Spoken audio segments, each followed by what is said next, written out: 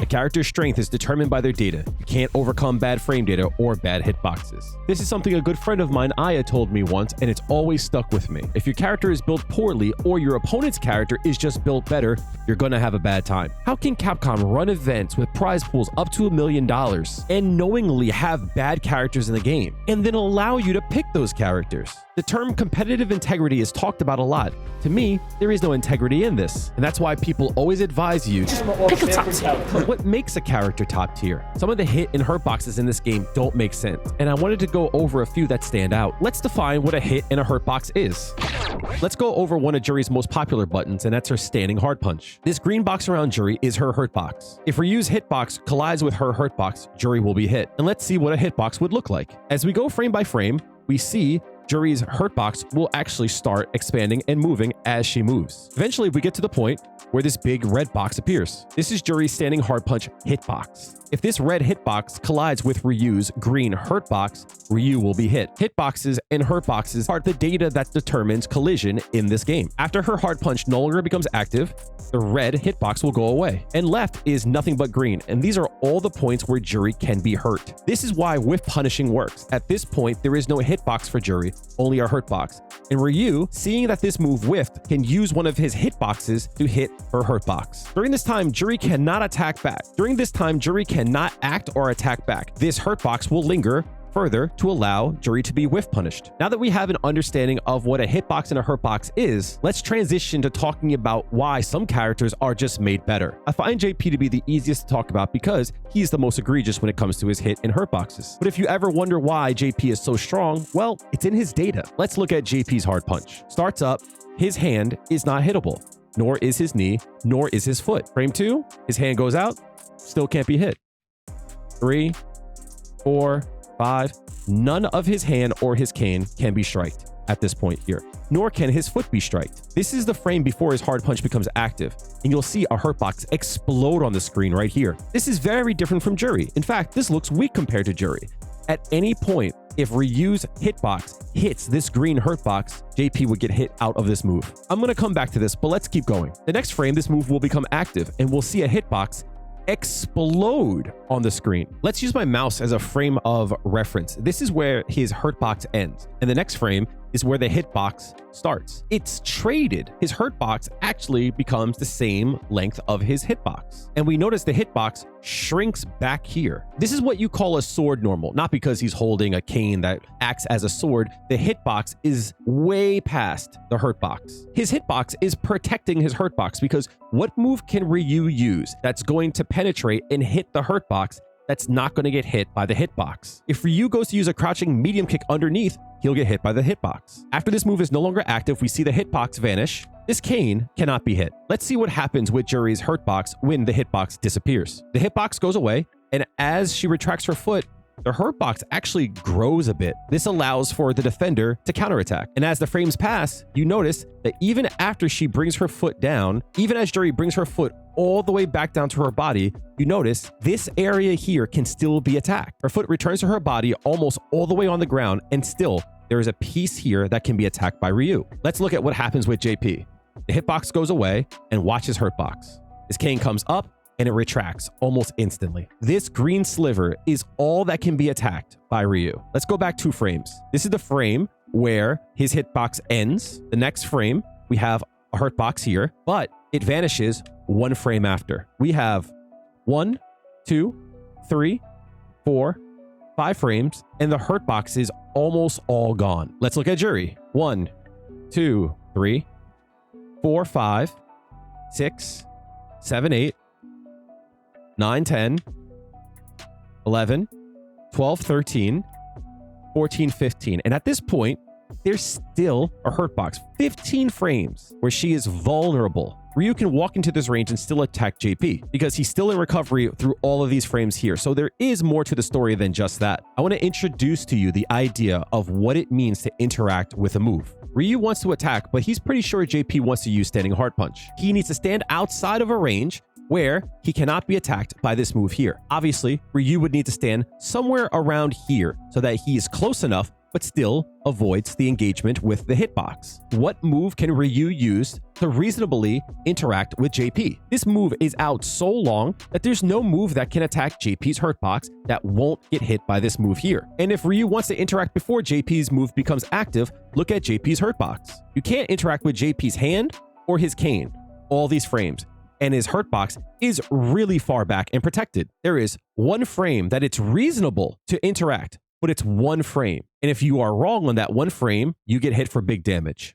This move is just made better and is an example of why JP is top tier. If you know this phrase, I love you for it. Power is the ability to define phenomena and make it act in a desired manner. So if we define how his hitboxes and his hurtboxes work, we can now make it act in a desired manner. The answer is Ryu should make this move whiff and then walk forward while JP is still in recovery and then punish him like that. But JP is really good because it's not just one move, it's a lot of his moves. When I talk about hitboxes and hurtboxes, I talk about if it's reasonable for the defender to interact with the aggressor. So JP's crouching medium punch works the same way. On startup, his cane comes back, and as he comes forward, we notice there's a hitbox that's protecting the hurtbox. This move is not as bad because there is a closer distance between the hitbox and JP's hurtbox. But if we look, there's a hurtbox here.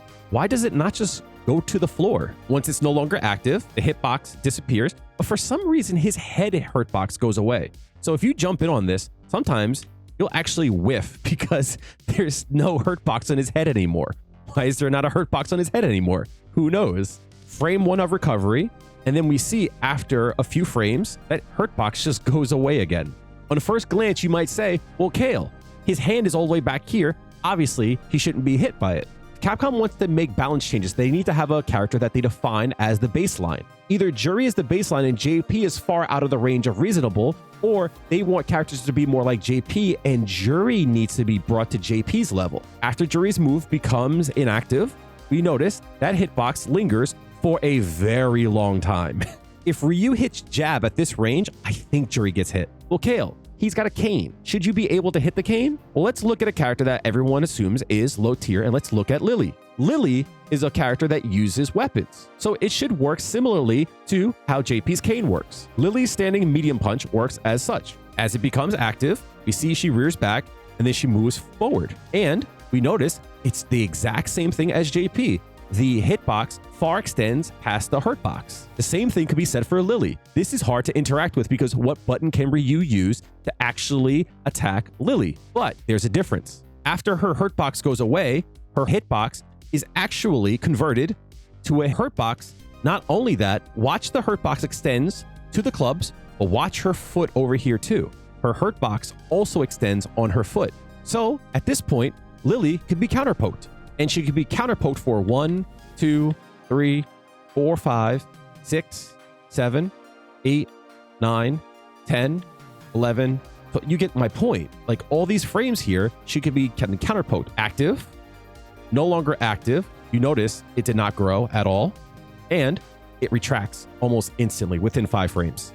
Another instance is JP's overhead. This has to be coded wrong. There is no way this move is intended to look this way. If you're a JP player, I suggest use his overhead more because this move actually might be busted. Hyperbole? Let's take a look. JP starts up, and I want you to watch his foot as it comes around. Now, again, his hand has no hurtbox, and as his foot swings around, we notice his hitbox still remains skinny, and hurtbox extends a bit, but watch his foot as it comes around.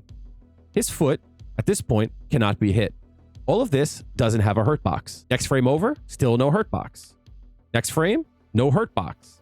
At this point, if you were to jump in and attack this part of his foot here, you would phase right through it. There is no hurtbox collision on his foot. Now, this move is not done yet.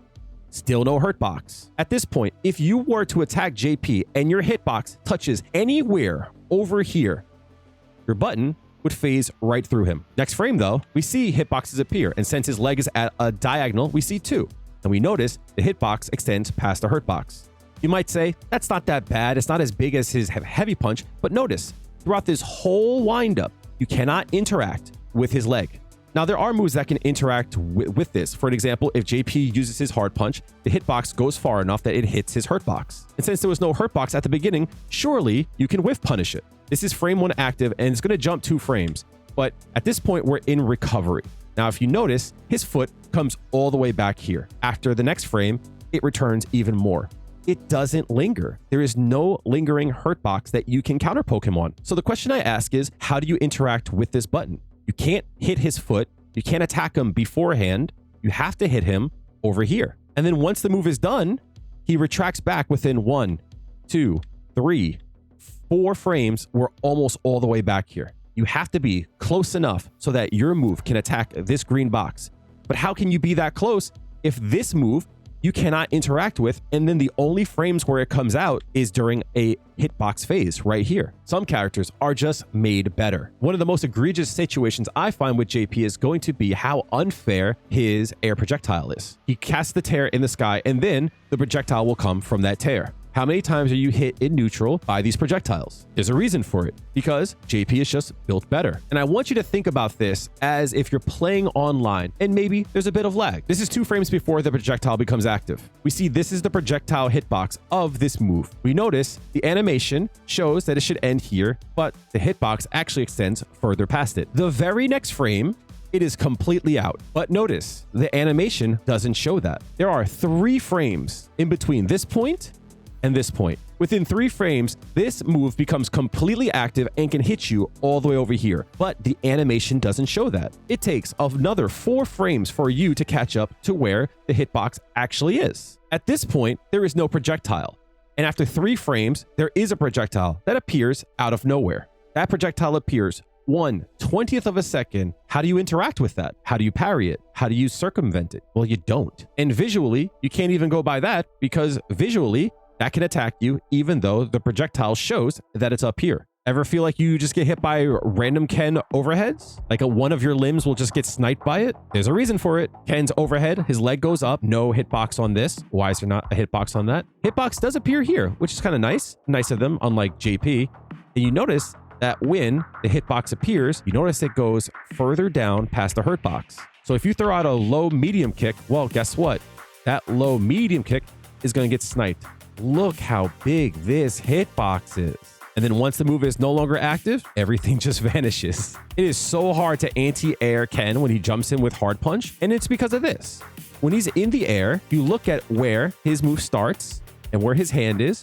Watch how the hitbox just appears directly below him. It's not that you can't hit his hurtbox. It's just that his hitbox suddenly appears by his foot right down there. You expect him to drop a little bit further before there's a hitbox, and then it just appears right there. It hits high up and it hits early, and that usually is enough to stuff your anti-airs. I'm not here to add Manon to the cheap hitboxes because this character, she's good. I mean, she's not great.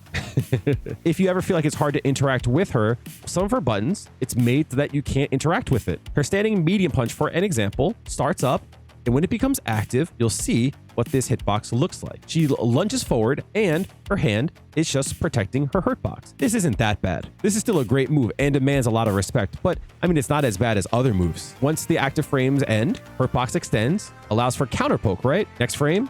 Nope. Gone. Sorry.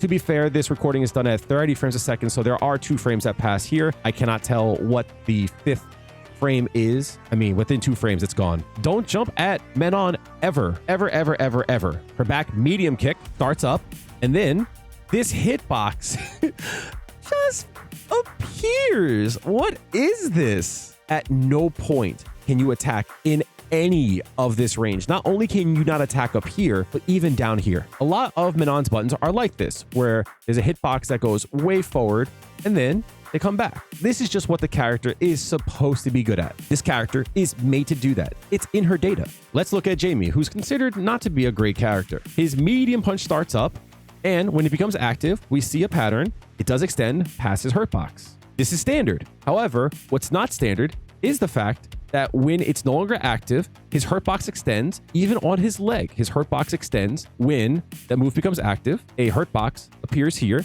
and both of them, by his hand and his leg, linger for a bit. When his hand goes away, the hurtbox on his leg still remains. This adds counterplay, but it also means that Jamie is more vulnerable. Now, we've all seen the memes about Jamie's dive kick, and as a dive kick, it's not great. It's not bad, but it's not great. But the hitbox and hurtboxes tell the whole story. Jamie goes up, and when the dive kick starts up, we see it start up here. This is frame 2. As Jamie starts his dive kick up, we notice his hurtbox explodes. If Ryu's hitbox attacks over here, Jamie will get knocked out of his dive kick. And this is consistent throughout the whole move. If Ryu uses a light punch and hits even down here, he will get knocked out of his dive kick. The hitbox is all the way up here.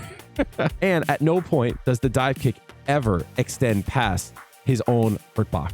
And you can see why this is so easy to anti-air. Now, the good thing that it has going for it is the fact that even though Jamie is up here and his animation is up here, the hitbox actually starts up here. I was going to say that it appears far down here very quickly, but I mean, the hitbox starts up here and it turns, wait, and it turns off for another 2 frames and then becomes active. Why is the hitbox active here, but not here? Not only is it not active, but his hurtbox extends so far that Ryu can almost do a crouching jab and hit him. Some characters are just made bad. I'm of the belief that if Capcom wanted to make smaller changes and more frequent changes, the game would be in a better position. We all know how strong JP is, and a lot of us are talking about changing his amnesia, which I forgot to show. If we look at his amnesia, when it activates, there is a frame in where the projectile will explode. This is the frame before the projectile explodes. I want you to imagine how big you think the projectile hitbox is. I thought I had an idea. I was way wrong. And I wonder if you're going to be wrong too. You have an idea of how big it is? Let's take a look at it.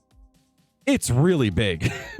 Not only is it big, it doesn't even really match the projectile itself. Even if you try to escape, the hitbox is so big, you can't escape it. So before we nuke the character, maybe we can try small changes with his hitboxes and hurtboxes. Maybe Jamie's power is in the fact that there is no hitbox that is reasonable to interact with moves like his standing hard punch. If you added a hurtbox to this move that is meaningful, that stays out for longer than 1 or 2 frames and allows the defender to counterattack it, that would mitigate some of the value that he gets from these buttons. These are the kind of changes that I expect to see every few months. That it doesn't change the character completely, but it does make it easier for the defender to fight against them. Because remember, if Jamie punish counters you with this move, he gets the drive rush up and gets a full free combo. I believe increasing the risk on some of these moves would balance the game out a little bit more than just changing some numbers when it comes to frame data. And it brings JP more in line with other characters and takes away some of the frustration from playing against him by the defender. In September, if they made adjustments to JP's hurtboxes and allowed for more counterplay, maybe JP wouldn't be so oppressive. There's a very fine line that allows the attacker to have fun because they get to have strong moves,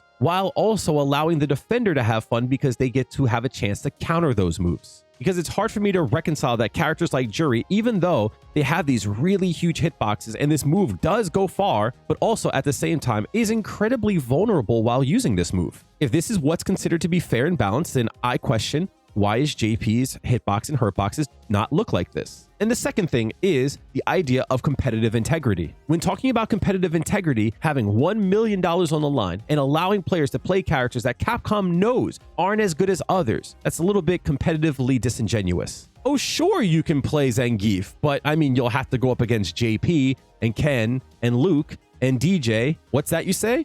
Your hard punch starts up super slow, has a big hurtbox, and after it becomes active, yes, you do have armor on it. After it becomes active, you linger for even longer?